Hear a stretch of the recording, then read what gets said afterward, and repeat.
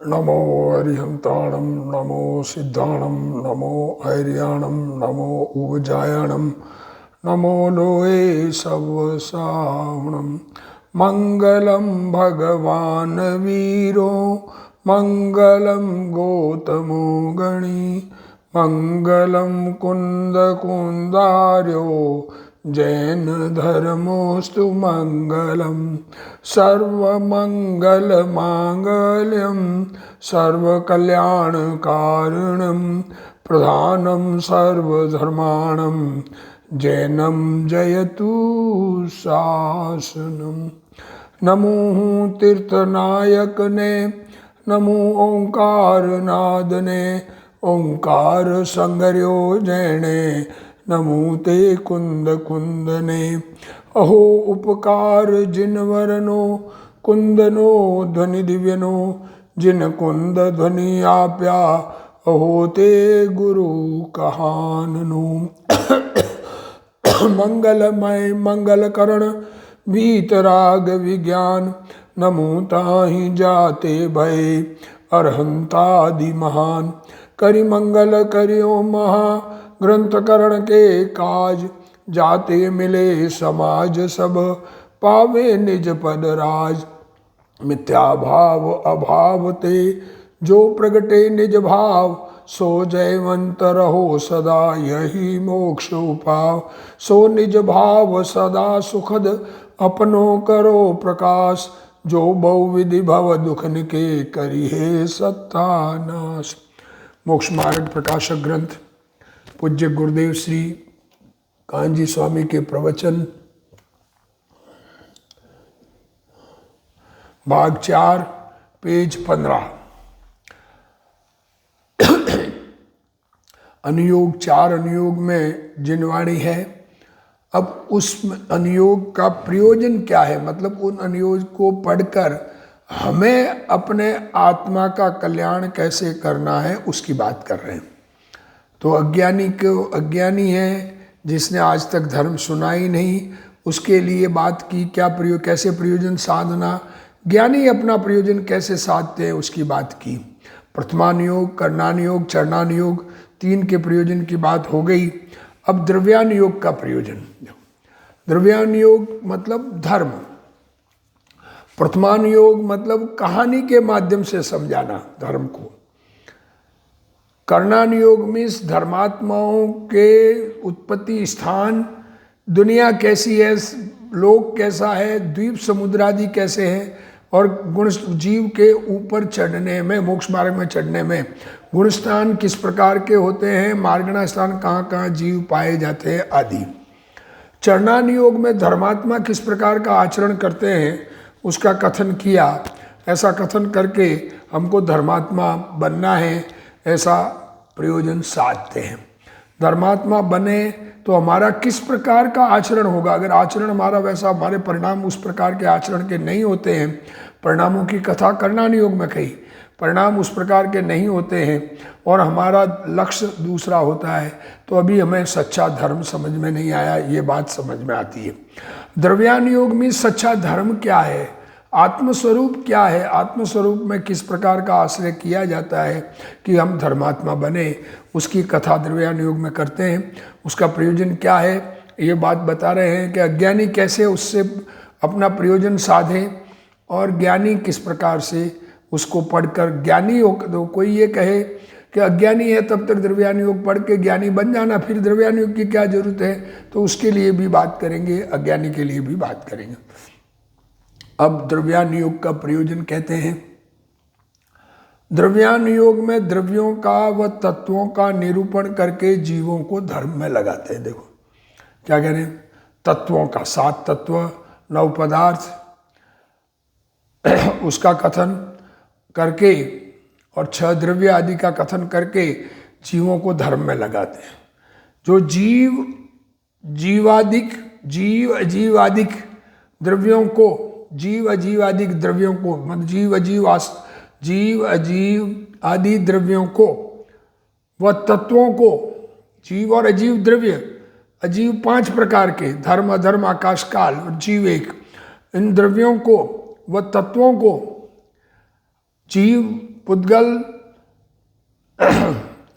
जीव, अजीव, आश्रव, बंध, संवर, निर्जरा और मोक्ष, ये 7 द्रव्य उनका, और तत्व 9 पदार्थ कहे, 7 तत्व कहे ना, जीव, अजीव, आश्रव, बंध, संवर, निर्जरा और मोक्ष, ये 7 तत्व, गलत बोल गया, 7 तत्व, और द्रव्य 6, जीव, पुद्गल, धर्म, अधर्म, आकाश और काल, ये 6 द्रव्य और 7 तत्वों का, और पुण्य पाप मिलाकर 9 पदार्थों का जो नहीं पहचानता,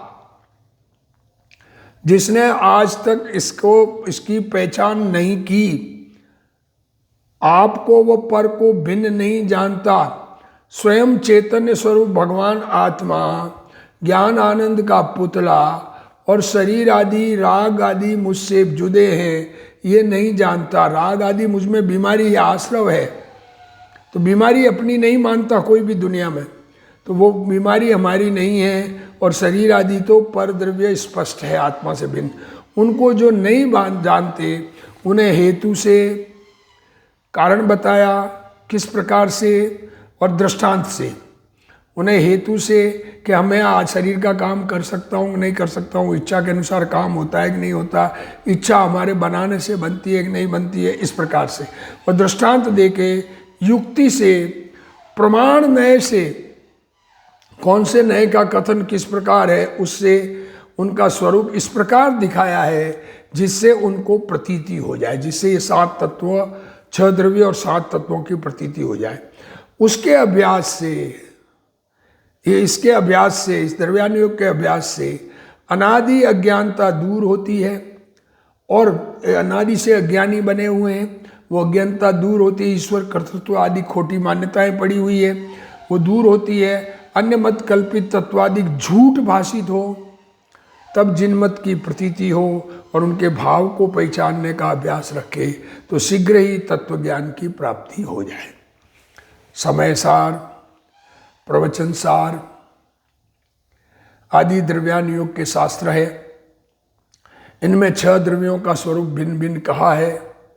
जीव और अजीव क्या है, परमाणु की पर्याय कैसे होती है। देखो, परमाणु किस प्रकार से परिणमन करते हैं, स्पर्श रस गंध वर्ण का परिणमन कैसा होता है, 2 से 4 वालों से बंधन होता है किस प्रकार होता है, तथा स्वपर की भिन्नता कैसे है, मुझसे जगत जुदा कैसा है।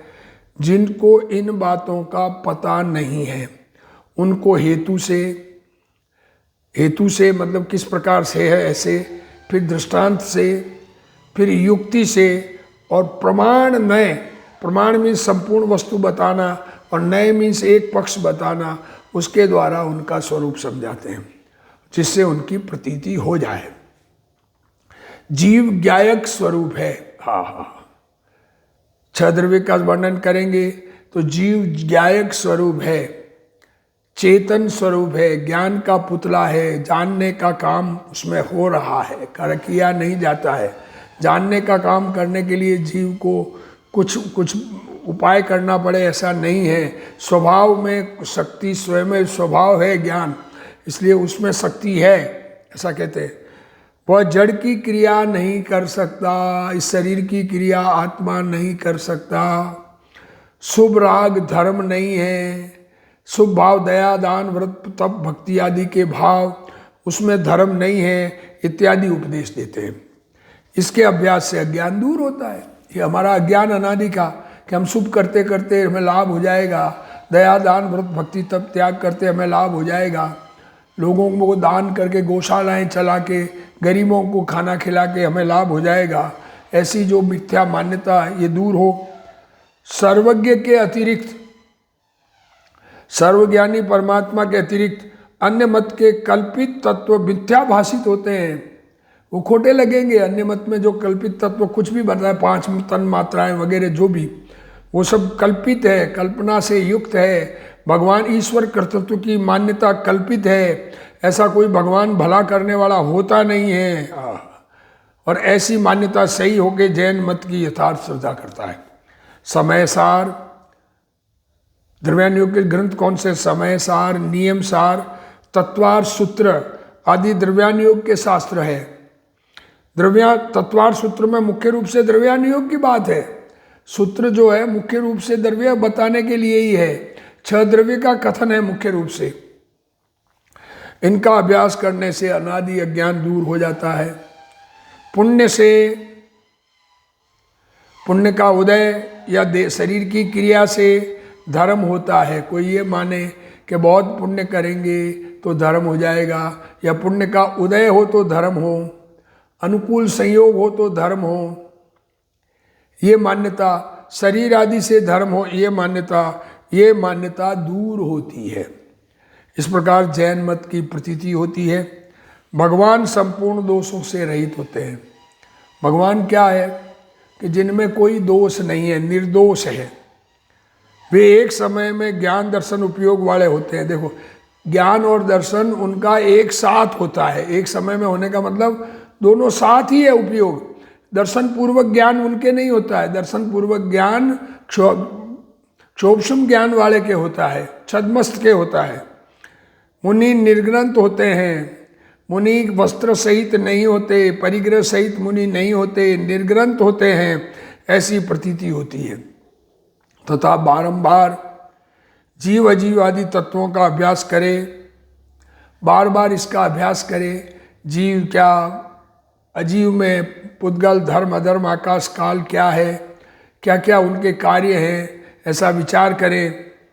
कोई कार्य करे तो ये कार्य कौन से निमित्त कौन होता है, मैं निमित्त हुआ ऐसा न लगे, तुरंत ही तत्व ज्ञान की प्राप्ति होती है। जीव ज्ञायक स्वभावी है। मैं चैतन्य स्वरूप भगवान आत्मा, ज्ञान का पुतला। ज्ञान का काम, मैं तो जानने के काम करने वाला, काम होता है, करना क्या, जानने का काम जिसमें होता है निरंतर। और अजीव मुझसे जुदा है, शरीर आदि मुझसे जुदे हैं। शरीर में मुख्य रूप से अजीव तो शरीर आदि है, बाकी तो दिखते नहीं। धर्म, अधर्म, आकाश, काल तो निमित्त अपेक्षा कथन किए हैं। आश्रव वो दुनिया में है पदार्थ और उनका निमित्त पड़ा भी है, पर वो कथन से नहीं ख्याल में आवे, पर सामने रूप से, मुख्य रूप से ये अजीव में पुद्गल दिखते। आश्रव आकुलता रूप है। जीव में जो विकारी भाव, पुण्य पाप के परिणाम, उससे जीव को दुख होता है, आकुलता से दुख होता है, सुख तो निराकुल होता है। इस प्रकार यदि प्रत्येक तत्व का भाव भाषण हो तो तत्व ज्ञान की प्राप्ति होती है। यहाँ तुरंत ही शब्द प्रयोग करके द्रव्यान योग के अभ्यास का महत्व दर्शाया है। अज्ञानी जीव व्यापार आदि में बहुत समय गंवाते हैं। क्या करें, अरे अभी तो पढ़ाई में, एजुकेशन में समय गंवाते 25-30 साल कि हमें कुछ बनना है, परंतु धर्म के अभ्यास का समय नहीं मिलता। जिन जीवों को दुनियादारी के अभ्यास में समय मिलता है, धर्म के अभ्यास में समय नहीं मिलता, ऐसा दुनिया कहती है। जीव प्रति समय भाव मरण में रचपच रहा है। क्षण क्षण भयंकर भाव मरण में जीव राची रहो। अरे हर क्षण मौत है। शरीर में, पैसे में, पुत्र इत्यादि मेरे, ऐसी विपरीत मान्यता ही भाव मरण है। यहाँ कहा गया है कि जीव द्रव्यान योग के अनुसार 6 द्रव्य 7 तत्व का अभ्यास चालू रखे। क्या कहा? द्रव्यान योग के अनुसार जो द्रव्यान योग की बातें कही, उसकी बात अंदर में घोलन में चलती रहे। अभ्यास चालू रखना मतलब क्या? अंदर ज्ञान में उसका घोलन चलता रहे, विचार चलता रहे। 7 तत्व का अभ्यास करे। जीव क्या, अजीव क्या, आश्रव क्या। अब पुण्य पाप है आश्रव, और उनको संवर निर्जरा मान ले तो आश्रव क्या, बंध क्या, संवर क्या, निर्जरा क्या, मोक्ष क्या, इसका अभ्यास चालू रखे तो शीघ्र तत्व ज्ञान की प्राप्ति हो जाती है। ऐसा कहकर यहाँ अज्ञानी के लिए बात की। ये अज्ञानी की बात। अब ज्ञान, अभी कोई कहते हैं श्रावकों को समय सार नहीं पढ़ना चाहिए। अब कुछ लोग ये कहते हैं श्रावकों को समय सार नहीं पढ़ना चाहिए, तो ये बात मिथ्या है। यहाँ तो स्पष्ट कहते हैं अज्ञानी द्रव्यान योग का अभ्यास करे तो उसको सम्यक ज्ञान होता है। देखो, द्रव्यान योग का अभ्यास करने वाले को सम्यक ज्ञान होता है। अभ्यास ही नहीं करेगा तो सच्चा ज्ञान होगा कहाँ से? सच्चे ज्ञान की बात तो द्रव्यान योग में ही कही गई है।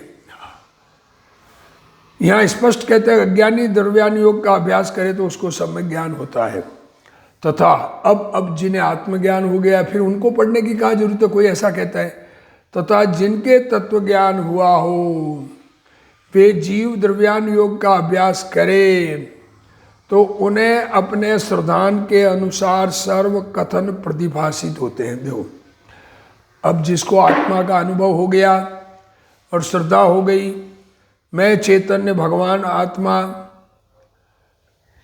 ज्ञान का घन पिंड, ऐसा जिसको अनुभव है, ऐसी जिसको प्रतीति है, अब वो ये द्रव्यान योग के शास्त्र का अभ्यास करे तो उसको लगता है मुझे जैसा भास रहा है वैसा ही इसमें लिखा है, तो विश्वास की प्रतीति की दृढ़ता होती है। जैसे किसी ने कोई विद्या सीख ली परंतु यदि उसका अभ्यास करता रहे तो वह याद रहती है। पान सड़े घोड़ा अड़े विद्या विसर जाए, कहो छेला कम किम थाय, कि फेरी न थी, पान को घुमाया नहीं, घोड़े को घुमाया नहीं और विद्या को बार बार याद नहीं किया, बार बार उसका घोलन नहीं किया। अगर घोलन करे तो याद रहे, न करे तो भूल जाता है। अथवा संक्षेप रूप से तत्वज्ञान हुआ था, शॉर्ट में समझ में आया था, ये मुझसे जुदे जगत जुदा, वह नाना युक्ति हेतु दृष्टांत आदि द्वारा स्पष्ट हो जाता है, उसमें शिथिलता नहीं हो सकती। फिर जब स्पष्ट हो जाए, ज्ञान की स्पष्टता अधिक हो, तत्व निर्णय की स्पष्टता अधिक हो, तो फिर शिथिलता नहीं हो सकती। तथा इस अभ्यास से राग आदि घटने से शीघ्र मोक्ष करता, ऐसा अभ्यास करें तो राग घटेगा, पदार्थों की महिमा कम होगी, जगत की महिमा कम लगेगी, अजीव द्रव्य की महिमा नहीं रहेगी, आत्मा की महिमा आएगी और आत्मस्वरूप में एकाग्रता होगी तो शीघ्र मोक्ष प्राप्त सकता है। इस प्रकार द्रव्यान योग का प्रयोजन जानना। अब ज्ञानी की बात करते हैं। जिसको तत्व ज्ञान हुआ है वह जीव भी द्रव्यान योग का अभ्यास करता है। देखो, कोई ये कहे कि तत्व ज्ञान हो गया तब क्या, जैसे किसी ने विद्या सीख ली हो परंतु यदि उसका अभ्यास रखा करे तो वह याद रखती रहती है, नहीं रखे तो भूल जाता है। यहाँ मात्र याद रहने की बात नहीं अपितु भाव की बात है, भाव भाषण होना चाहिए। देखो, याद रखना ही नहीं, फीलिंग में आना चाहिए, ऐसा लगना चाहिए कि मैं ये शरीर नहीं हूँ, मैं चैतन्य भगवान हूँ। वर्तमान पर्याय अपने आप को त्रिकाली ध्रुव स्वीकार कर ले, पर्याय पर्याय की बुद्धि न रहे, ध्रुव की बुद्धि जिसको हो जाए। दृष्टांत दे रहे हैं, जैसे किसी ने विद्या सीख ली हो परंतु उसका अभ्यास रखा करे तो वह याद रहती है, नहीं रखे तो भूल जाता है। यहाँ मात्र याद रहने की बात नहीं अपितु भाव की बात है, भाव भाषण होना चाहिए। फीलिंग में आना चाहिए, मैं चैतन्य का पुतला भगवान हूँ। अरे मैं तो भगवान आत्मा अनंत गुणों का पिंड चैतन्य हूँ। अरे मुझ में कोई राग आदि का प्रवेश नहीं, शरीर आदि का प्रवेश, शरीर आदि तो दूर रहे, और राग होता है वो भी प्रवेश नहीं, मैं गुण भेद वाला भी नहीं। इसी प्रकार जिसको तत्व ज्ञान हुआ है, अब ये तत्व ज्ञान जिसको हुआ है वह जीव द्रव्यान योग का अभ्यास करे तो याद रहता है, अन्यथा भूल जाता है। संक्षेपता से जो तत्व ज्ञान हुआ था वहाँ अनेक युक्ति हेतु दृष्टांत से स्पष्ट हो जाता है। ज्ञानी को अभ्यास करते करते राग घट जाता है और वह अल्प काल में मोक्ष को साधता है। द्रव्यान योग के अभ्यास में अज्ञानी को शीघ्र तत्व ज्ञान की प्राप्ति हो जाती है, और यह कहा था, और ज्ञानी को मोक्ष मार्ग की मोक्ष की प्राप्ति शीघ्र हो जाती है। देखो, दोनों बातें हैं, अज्ञानी को तत्व ज्ञान की प्राप्ति और ज्ञानी को मोक्ष की सुप्राप्ति। द्रव्यान योग का अभ्यास करे तो, क्योंकि स्वरूप की दृढ़ता होती है और दृढ़ता से अपने में स्थिर रहेगा। अरे ये बाहर जाना ही दुखदाई है, अपने में लीन हो जाए तो सुखी हो जाए, ऐसा शीघ्र हो पाता है, ऐसा कहा है। अब अनुयोगों के व्याख्यान का विधान। अब अनुयोग में क्या किस प्रकार का व्याख्यान होता है, क्या उस व्याख्यान का हमें किस प्रकार प्रयोजन निकालना है, ये भी समझने की बात है। व्याख्यान करने की एक पद्धति होती है, अब उस पद्धति को न समझे तो अर्थ का अनर्थ कर ले। अब इन अनुयोगों में किस प्रकार व्याख्यान हुए हैं सो कहते हैं। देखो प्रथमान योग के व्याख्यान का विधान देखो। प्रथमान योग में जो मूल कथाएं हैं वे तो जैसी है वैसी ही निरूपित करते हैं। क्या कहते हैं? Original story. प्रथमान योग स्टोरी है।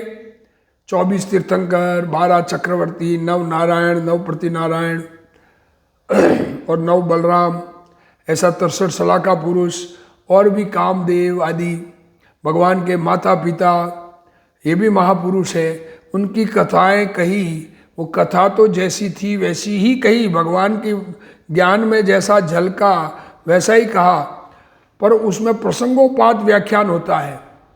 कोई प्रसंग में जैसे राम ने क्या कहा रावण से के युद्ध के बारे में, राम ने सीता हरण के बारे में क्या कहा, सीता खो गई तब, लक्ष्मण ने क्या कहा, रावण ने क्या कहा, भरत जी 6 खंड जीतने गए तो कैसे गए, किस प्रकार गए। इस प्रकार जो कथा होता है वह कोई तो ज्यों का त्यों होता है, कोई तो जैसा कहा वह जैसी वार्ता की वैसा का वैसा लिखते हैं, कोई ग्रंथकर्ता के विचारानुसार होता है। देखो ग्रंथकर्ता को ये लगता है कि मैं राम हूं तो क्या कहूँगा, उस विचार के अनुसार लिखे, परंतु प्रयोजन अन्य प्रयोजन। देखो वीतरागता का प्रयोजन हो वो वीतरागता की कथा होगी, राग की बात चल रही हो तो राग की कथा होगी। उदाहरण देखो, जैसे तीर्थंकर देवों के कल्याणकों में इंद्र आए। देखो उदाहरण दे रहे हैं, तीर्थंकर भगवान तीर्थंकर परमात्मा, उनके कल्याणकों में देव और इंद्र आए, या तीर्थंकर देव तीर्थंकर भगवान उनके कल्याणक में इंद्र आए। यह कथा तो सत्य है, ये कहानी तो बिल्कुल ठीक है। तथा इंद्र ने स्तुति की। अब इंद्र ने भगवान की स्तुति की कल्याणक में, गर्भ जन्म तप ज्ञान निर्वाण मोक्ष कल्याणक पंच कल्याणक में इंद्र आते हैं, सोधर्भ इंद्र आदि, और इंद्र आके कल्याणक मनाते हैं, भगवान का उत्सव मनाते हैं।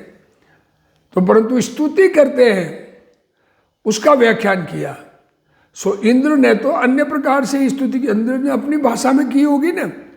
इंद्र जो भाषा इंद्र की है उसमें, और उस किस प्रकार से की उसका वर्णन तो हम क्या करेंगे, उसके बारे में तो कैसे चतमस्तक जीव इंद्र के मुकाबले का क्षोभ हमारा नहीं, तो हमारी बुद्धि में वो बात न आवे। तो यहाँ ग्रंथकर्ता ने अन्य प्रकार से स्तुति करना लिखा है, परंतु स्तुति रूप प्रयोजन अन्यथा नहीं। वह स्तुति की है, यूं नहीं निंदा कर रहे हैं भगवान की। तथा परस्पर किन्हीं के वचनालाप हुआ, बात कर रहे हैं, वहाँ उनके तो अन्य प्रकार अक्षर निकले थे। बात में शब्द तो अलग अलग अपने हिसाब से निकलते हैं। यहाँ ग्रंथकर्ता ने अन्य प्रकार कहे, परंतु प्रयोजन एक ही दिखलाते हैं। तथा नगर वन संग्राम आदि के नामादिक तो अर्चावत में लिखते हैं, और वर्णन हीनादिक भी प्रयोजन का पोषण करता हुआ निरूपित करते हैं इत्यादि। इसी प्रकार जानना। तथा प्रसंग रूप कथा भी ग्रंथकर्ता अपने विचारानुसार कहते हैं। प्रसंग रूप कथा, जो कथा कई बात कहानी करके कोई बात समझाना चाहते हैं, तो वो कहानी प्रसंग है। वो प्रसंग सुनाया किसी ने, हमारे प्रथमान योग के किसी पात्र ने कोई प्रसंग में कथा सुनाई, तो वो जो लिखने वाले हैं उनके विचारानुसार कहते हैं। जैसे धर्म परीक्षा में मूर्खों की कथा लिखी, वही कथा मनोवेग ने कही थी, ऐसा नियम नहीं है, परंतु मूर्ख पने की पोषण करने वाली कोई कथा कही थी। दुनिया में भी होता है, अकबर बीरबल के किस्से आते हैं तो वैसे ही किस्से हुए, ऐसा नहीं है। वो उन जो लिखने वाले हैं उसके मन के अनुसार बने, पर ये हंसी मजाक होती रहती थी, ये बात उससे निकलता है, इतना कहना चाहिए। ऐसे अभिप्राय का पोषण करते हैं। इसी प्रकार अन्यत्र जानना। चारों अनुयोगों के प्रयोजन के पश्चात, चारों अनुयोग का प्रयोजन क्या बताया कि कथा के माध्यम से धर्म समझना, भावों के माध्यम से धर्म समझना, भावों और द्वीप समुद्र आदि के कथन के माध्यम से धर्म समझना कर्णान योग, चरणान योग आचरण के माध्यम से धर्म समझना, और द्रव्यान योग धर्मोपदेश सुनकर धर्म समझना। पर इसमें किस प्रकार का अनुयोग का प्रयोग, अब चारों अनुयोग के उपदेश का प्रकार बताते हैं, क्योंकि इसकी अन्यथा समझ में दृष्टि विपरीत होती है। ये उपदेश अन्यथा होगा तो दृष्टि उल्टी हो जाएगी। तीर्थंकर, चक्रवर्ती, बलदेव इत्यादि महापुरुषों की कथा लिखी हो वह धर्म कथा है। धर्म कथा क्या है? कथा सुनन को दो कान दिए, तो कौन सी कथा? ये धर्म की कथा। वहाँ कथा तो जैसी है वैसी कही, और जैसा हुआ वो वैसा लिखा होता है, तथा कई ग्रंथकर्ता के विचारानुसार कहते हैं, परंतु वहाँ प्रयोजन अन्यथा नहीं होता। प्रयोजन धर्म का बात है तो धर्म की, हिंसा की बात की तो हिंसा की, प्रेम राग की बात की तो राग का कथन होगा। जैसे तीर्थंकर के पंचकल्याण के समय इंद्र आए थे वह सत्य है, परंतु इंद्रों ने जिन शब्दों से भगवान की स्तुति की वे शब्द ग्रंथकर्ता लिखे, ऐसा नियम नहीं है। जो शब्द इंद्र ने बोले वैसे के वैसे लिखे, ये संभव नहीं है, नियम नहीं है। संभव नहीं मतलब नियम नहीं है, क्योंकि लिखने वाला अपनी बात लिखता है। वहाँ विविध प्रसंगों में अलग अलग स्तुति की होती है, और ग्रंथकर्ता अन्य स्तुति लिखते हैं, परंतु प्रयोजन अन्यथा नहीं होता। प्रयोजन स्तुति का होता है, प्रयोजन और प्रकार से नहीं होता। भगवान के गुणगान कर रहे हैं तो गुणगान का कथन होगा। तथा किसी जीव को वैराग्य होने पर वह अपने माता पिता के पास दीक्षा की अनुमति लेने के लिए जाता है, तब कहता है, क्या ये गुरुदेव सिंह ने बताया, माँ बाप से दीक्षा लेने के प्रयोजन से अनुमति लेने जाता है, तब कहता है, हे माता पिता तुम इस शरीर के जनक हो। क्या कहते हैं माँ बाप को? हे माता हे पिता, ये शरीर आपके द्वारा उत्पन्न किया गया है, परंतु तुम मेरे आत्मा के माता पिता नहीं हो। हाँ, क्या कह रहे हैं? दीक्षा लेने जाते वक्त और अपने आप को आत्मा मानते हैं, तो मैं तो चैतन्य भगवान हूँ, तो इस शरीर के माता पिता आप हो, शरीर को जन्म देने वाले हो। मैं तो आत्मा हूँ, मैं आत्मा यहाँ अवतार धारण किया है, तो मेरे आत्मा के माता पिता नहीं हूँ। मेरा आत्मा अपने अनादि जनक के पास जा रहा है। आत्मा तो अनादि से अपना चैतन्य भगवान रूप, उसमें से ये पर्याय उत्पन्न हुई है, तो अनादि का जनक तो अपना चैतन्य भगवान है, उसके पास जाता है। इसलिए मुझे आज्ञा प्रदान करो। हे स्त्री, तू इस शरीर की रमणी है। स्त्री से कहते तुम इस शरीर को रमण कराने वाली है। शरीर स्पर्शन इंद्रिय का सुख स्त्री दे रही है, तो क्या तू शरीर को स्पर्शन को सुख दे रही है, परंतु तू आत्मा को नहीं रमा सकती। आत्मा तो राग से रमता था, वो राग मिट गया, अब तुम मुझे कैसे खुश रख सकती हो? मेरा आत्मा पुण्य पाप से रहित है, शुद्ध अनुभूति रूप रमणी से मिलने जा रहा है। ये पुण्य पाप के भाव, पुण्य पाप का उदय, इनसे भिन्न मैं चैतन्य भगवान हूँ, तो मैं तो उसके पास जा रहा हूँ, इसलिए मुझे आज्ञा दे। इस प्रकार शब्द अलग अलग होने पर भी प्रयोजन एक ही है। प्रयोजन यही है कि मैं जगत से जुदा चैतन्य भगवान हूँ और अपने भगवान में लीनता करने जा रहा हूँ, इसलिए मुझे आज्ञा दो। मुझे अरे ये जगत में, इस जगत में दुख के सिवा कुछ नहीं है, आत्मा में सुख का सागर भरा है, मैं तो अपने सागर में गमन करने जा रहा हूँ। तथा वन, नगर, संग्राम, सेठ, राजा इत्यादि का नाम तो यथावत लिखते हैं, जंगल का, नगर का, लड़ाई का, सेठ का, राजा का, परंतु नगर का वर्णन अन्य प्रकार आता है। नगर कैसा था, खूबसूरती का वर्णन करता है, तो वो तो बहुत अलग प्रकार का होगा। वर्तमान में हमारे भावों के अनुसार उसका वर्णन करता है, ऐसा समझना। इसी तरह प्रसंग रूप कथाएं भी ग्रंथकर्ता अपने विचारानुसार कहते हैं। जैसे धर्म परीक्षा में मूर्खों की कथा लिखी, वहाँ वही कथा उनने कही है, ऐसा नियम नहीं है, परंतु मूर्खता को दर्शाने वाली कथा की, मूर्खता की बात करने वाली कहानी कही कि मूर्ख कैसे कैसे होते हैं, ये बताना चाह रहे थे। तो धर्म में की परीक्षा कर रहे हैं, मूर्ख जैसे धर्म की परीक्षा नहीं कर पाते, सत्य धर्म की परीक्षा नहीं कर पाते, तो दुनिया में मूर्ख कैसे होते हैं उसका वर्णन करना है, तो वैसी कथा कही। इस तरह कोई कथा नई जोड़ देते हैं, कोई अपनी तरफ से भी कथा लगा देते हैं, परंतु मूर्खपना प्रसिद्ध हो ऐसी बात कहते हैं। इसी तरह अन्यत्र समझना। ये जो प्रथमान योग है, इस प्रथमान योग में जो बातें कही, उन बातों को कही तो सत्य है, पर उस प्रकरण में सत्य है, हमेशा के लिए शाश्वत सत्य नहीं है। कोई कथा कैसी की कही,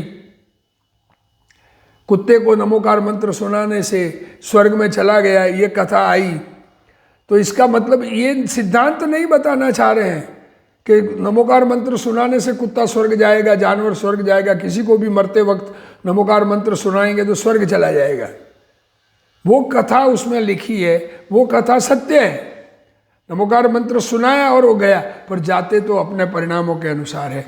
इस प्रकार हम सत्य समझें, इसी भावना के साथ आज का स्वाध्याय पूर्ण कर रहा हूँ। जिनवाणी स्तुति। हे जिनवाणी भारती, तो ही जपूं दिन रैन, जो तेरा शरणा गए, सो पावे सुख चैन।